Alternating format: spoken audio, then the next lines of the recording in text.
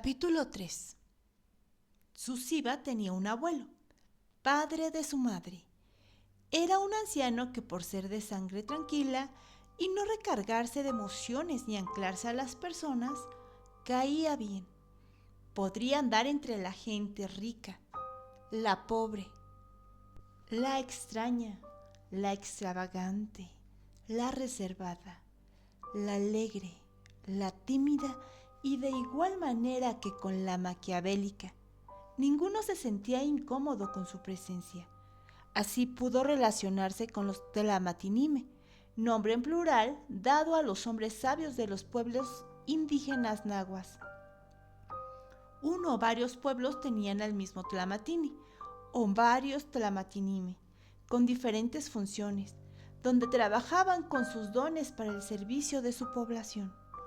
Los Tlamatinime enseñaban a su gente sobre los quehaceres de la comunidad, la instrucción a los niños y el de divulgar entre ellos la trascendencia de sus tradiciones y costumbres. También eran los encargados de hablarles sobre la espiritualidad de su diario vivir, así como de sus ceremonias y ritos sagrados para integrar lo espiritual con lo material, que es la vida. Además, les narraba de manera mítica el origen del universo y de la humanidad, es decir, del principio de su gente. El náhuatl fue una vieja lengua que apenas perduraba en algunos de aquellos pueblos originarios y que don Romulus hablaba también porque su madre era una mujer nahua. Los Tlamatinime enseñaban palabras de su lengua como vestigios, como piedras sueltas de un conocimiento místico y ancestral, piedras que el tiempo borraba a sus grabados y apenas podían ser reconocidas. La transfiguración o distorsión de las palabras auténticas o los conceptos fue debido al tiempo, a las guerras, los exterminios y a veces a la falta de hombres sabios que nacieran y se desarrollaran en sus poblados para continuar avivando su lengua raíz entre su gente. Poco perduraba de manera pura sobre los conceptos ancestrales de las cosas. Otras palabras se mantenían como bosquejos de definiciones que no se diferenciaban claramente de otras parecidas. Pero en el fondo, las palabras de aquella lengua, como muchas otras de las culturas ancestrales, se mantenían más allá de la forma de la palabra, que recobraban permanencia y vida cada vez que se utilizaban en el diario vivir. Don Romulus entraba a aquellos pueblos lejanos y aislados de cualquier población moderna, incluso a las zonas rurales donde vivían los mestizos que perdieron sus raíces y estaban desorientados y anclados a las superficialidades de la civilización actual, así como a las supersticiones de otros pueblos. Visitaba dichas comunidades con sus mulas llenas de mercancías, listones de colores, pinceles, agujas, hilos, recipientes de barro, sahumerios, hierbas secas, pieles de víboras y de mamíferos pequeños, es decir, un sinfín de cosas que cambiaba como trueque o compraba y vendía de pueblo en pueblo. Le gustaba su trabajo porque cubría sus necesidades de curiosear en otras vidas y culturas que para el resto de la humanidad civilizada se veían como primitivas. Tenía largas horas de camino que le permitían reflexionar. Además vivía las aventuras que podía manejar y le daba tiempo de esa manera de ganarse la vida y no contagiarse de la cotidianidad en un solo lugar. Le encantaban sus viajes por las historias que escuchaba, verdaderas experiencias de la cultura vívida y no solamente la reflejada en el papel de los libros que escribían los aventureros o los escritores que se valían de su fructífera imaginación, de los que también de vez en cuando don Romulus leía para comprender al hombre civilizado. Escuchaba a la gente murmurar de los nahuales, una palabra que se repetía en sus diversos viajes. conocía de los oficios, papeles y roles en las comunidades. Y sin embargo, los pueblerinos no sabían distinguir si se referían a una clase social, política, oficio, título de nobleza o si simplemente era un nombre más escapado de las leyendas. Cuando no identificaba a los supuestos nahuales, se dedicaba a preguntarles a las señoras, los tlamatinime, los oradores de los pueblos, los labradores, los pregoneros y todo aquel que ejerciera algún oficio o rol dentro de su comunidad. Desesperado por hallarlos, incluso se dirigió a los curanderos, los niños y los bebés. Nadie se lo tomaba mal cuando eran interrogados con discreción por el viejo vendedor ambulante, pero desconocían quiénes eran en realidad esos seres fantásticos y que por el contrario, al pronunciarse la palabra prohibida, que se seguía transminando a través del tiempo, emociones de miedo, misterio y cierto respeto se producían entre ellos.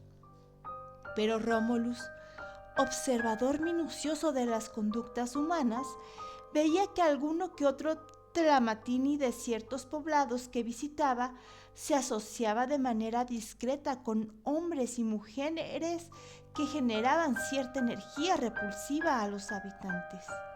Paradójicamente, el tlamatini oficial les daba reverencia, pero para cualquier otra persona sería incluso indiferente y molesto tratar con gente tan extraña como lo eran los desconocidos nahuales.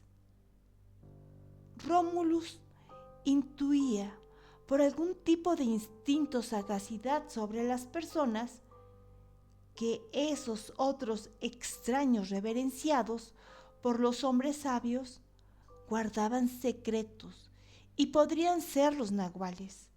Al estar cerca de ellos, los percibía como sobrehumanos en roles superiores como cuidadores, guardianes, sanadores e incluso magos, hechiceros o brujos con poderes más allá de la comprensión ordinaria. No se acercaba demasiado a ellos para seguir observándolos, pues conocía bien cuál era su límite. Seguramente son parte de los linajes de hombres y mujeres nahuales, se decía a sí mismo mientras los perseguía con una mirada aparentemente distraída durante el día. Avanzaba con lentitud, dejando sus mulas atadas a un árbol en medio de un paraje solitario, dándoles un espacio para que ellos no sintieran su cercanía ni el acecho. No son un mito de linajes abandonados al olvido, ni tampoco de sociedades secretas, dijo para sí mientras los veía alejarse y esfumarse entre las faldas de las montañas más altas que rodeaban a algunos de los pueblos originarios. Al regreso de sus largos viajes, con sus mulas exhaustas, no podía detenerse a descansar. Sin sentirse identificado con sus otros nietos, se iba a saludar de inmediato a Susiba, que seguía con sus ojos tristes, llenos de melancolía, con el aspecto de que enfermaba su ser poco a poco, pues se sentaba todas las tardes a esperar en los escalones cortos y angostos de la entrada de su casa a un padre que no llegaba. Su ilusión se moría en los atardeceres al ocultarse el sol, en el momento en que renunciaba a que ese día tampoco llegaría a abrazarla.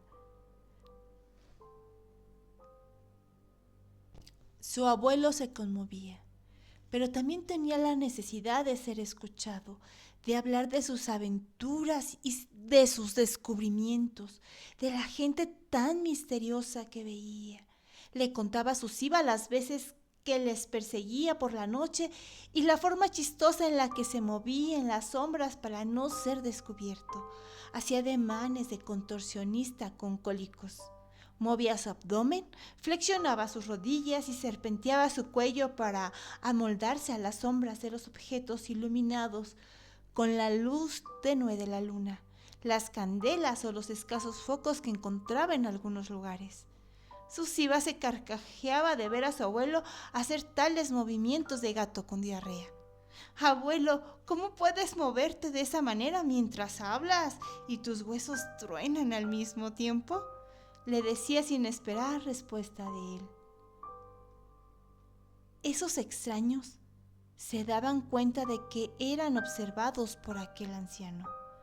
Otros pueblos no tenían ese tipo de guardianes.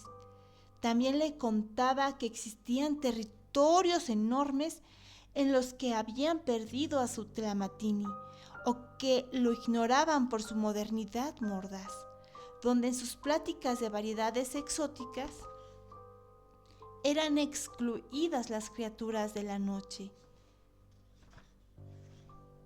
los seres espirituales de los elementos de la naturaleza y que son protectores de la fauna, la flora, las selvas, los desiertos, así como a los hombres medicina y mujeres medicina, que tenían roles de curanderos, yerberos, hueseros, sobadores, nigromantes o los que hablaban con los seres que se habían desprendido de su cuerpo al morir o al soñar y que estaban perdidos en el umbral del sueño eterno y el retorno a la vida.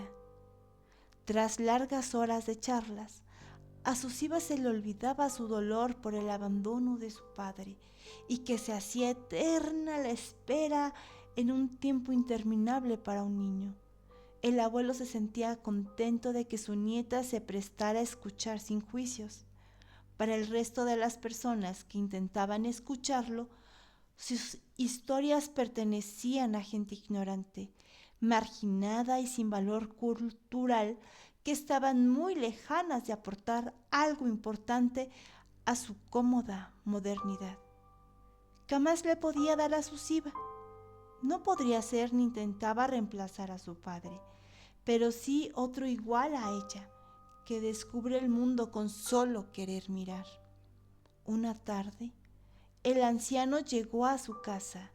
Fue envenenado y solo la fortaleza de su enorme voluntad por despedirse de sus familiares y de su nieta Susiba, especialmente, le hizo regresar y andar el paso con sus mulas, a quienes les tenía cariño y respeto. Susiba sufrió aún más cuando su mejor amigo se despidió de ella. Te acompañaré cuando tenga la necesidad de hablarte, mi pequeña, le dijo don Rómulus, triste por dejarla con su dolor y su soledad, pero ansioso así como entusiasmado por conocer lo que le esperaba en los territorios de los sueños, al cerrar para siempre sus ojos castaños y cansados.